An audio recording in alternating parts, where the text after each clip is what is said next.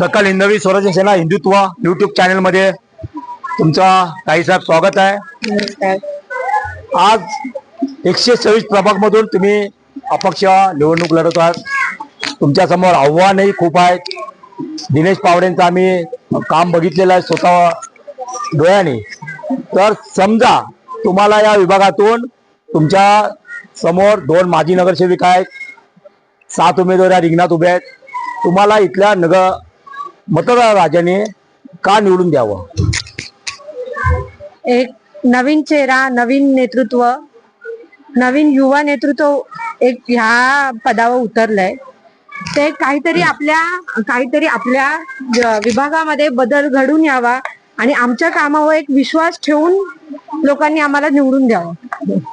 मतदार राजांनी अगर तुम्हाला 25 तारखेला तुमची जी निशाणी आहे बॅट, या बॅटीवर षटकार मारला आणि निवडून आल्यानंतर फक्त या 126 प्रभागामध्ये 3च कामं तुम्ही सांगा, ती 3 कामं तुम्ही कोणती करणार?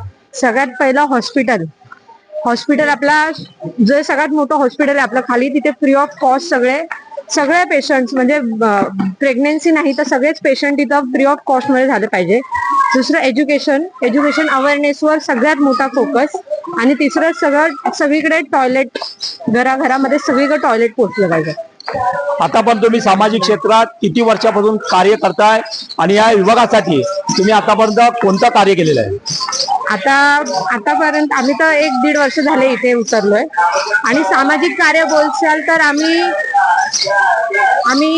सामाजिक कार्य जसे एक प्रकारे लाईटी, सांस्कृतिक कार्यक्रम केले, लाईटी पोहोचवल्या। कोणी पर्सनली येऊन आम्हाला बोललं आमचं हे काम आहे, ते आमच्याकडून जर पॉसिबल झालं तर आम्ही केलेलं आहे।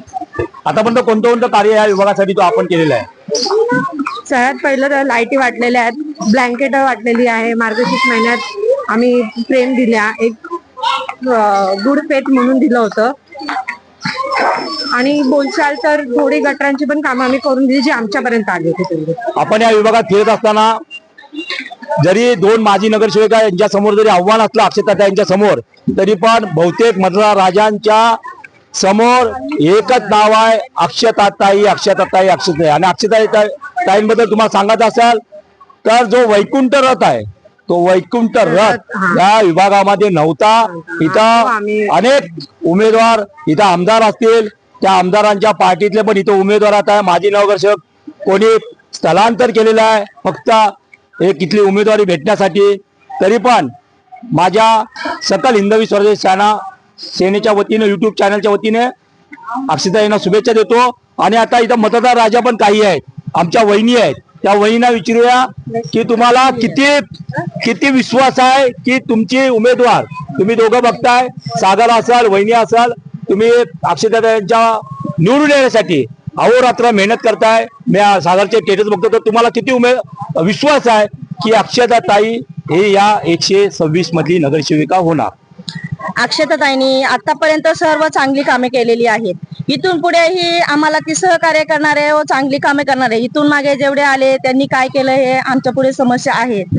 पण आता आम्हाला नवीन चेहरा हवा आहे, नवीन पिढी हवी आहे, म्हणून काहीतरी बदल घडवायचा आहे। तुम्ही काय सांगाल? अक्षताताई निवडून आल्यानंतर तुम्ही त्यांचा कान फोडून काम करून घेणार का? हो, घेणार ना। अक्षताताई निवडून आले तर हमखास सर्व कामं करणार, तसं त्या जबाबदारी पण आहे। आणि दुसरी गोष्ट, आम्हाला एक तर नवा चेहरा पाहिजे, सगळं नवा बदल पाहिजे। पूर्वी लोक आली त्यांनी काय एवढं काय केलं नाही, पण आता अक्षताताई नक्कीच करणार हे मी ठाम सांगते। आपण बघितलं असेल अक्षताताईंच्या पाठी तरुणीचा मोठा मॉप आहे आणि त्यांचं ग्रेज पण या तरुणीमध्ये आहे। आणि अक्षताताईंनी सांगितलं त्याने कोणतं काम या 126 प्रभागामध्ये केलेलं आहे। आणि अक्षताताईंना अनेक मंडळाने पाठिंबा दिलेला आहे। आम्ही स्वतः पण, माझ्या पक्षाने पण अक्षताताईंना पाठिंबा दिलेला आहे। नक्कीच आपण अपेक्षा करू, अपेक्षा बोलण्यापेक्षा फिक्स नगरसेविका अक्षताताई 16 तारखेला निवडणूक निर्णय अधिकारी यांनी घोषणा केली पाहिजे। 126 ची नगरसेविका अक्षताताई दिनेश पावडे। जय श्रीराम, जय हिंद राष्ट्र।